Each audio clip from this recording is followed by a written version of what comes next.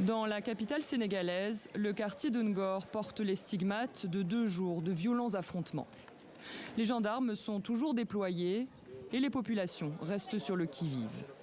Cher, 29 ans, habitant du quartier, a assisté aux violences. Le quartier était bunkerisé. C'était des scènes horribles. Car les gendarmes tiraient à bout portant des grenades lacrymogènes sur des maisons. À quelques rues de là, ces femmes sont réunies pour les funérailles d'une adolescente de 15 ans, décédée ce mardi lors d'échauffourées. Des affrontements sur la plage de Ngor qu'on voit dans cette vidéo postée sur Internet. Abdoulaye Ndir, pêcheur, était parmi les jeunes qui faisaient face aux forces de l'ordre. On se bagarrait avec eux et ils sont venus avec des nervis. Ils ont eu des balles réelles, ils attaquaient les jeunes. Les jeunes ils sont allés à l'eau. Malheureusement, la jeune fille ne savait pas nager. Donc ils les tiraient avec des balles réelles. Le gouvernement, lui, affirme qu'elle a probablement été tuée par l'hélice d'une pirogue. À l'origine de ces heurts, un litige autour d'un terrain de 6000 m² entre gendarmerie et population. Les habitants s'opposent à la construction d'une brigade de gendarmerie et réclament un lycée.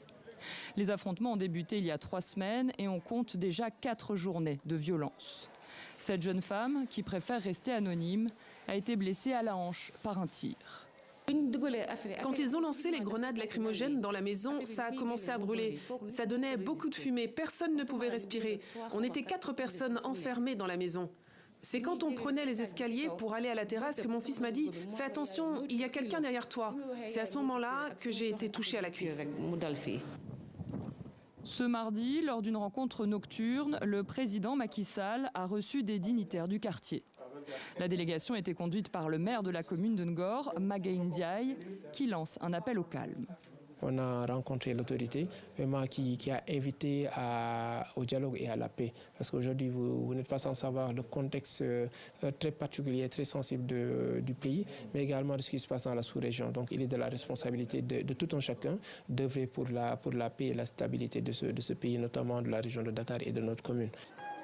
Lors de cette rencontre, le chef de l'État a décidé de diviser le terrain, objet du litige, en parts égales et d'affecter 3000 m² à la construction d'une gendarmerie et 3000 autres à celle d'un lycée.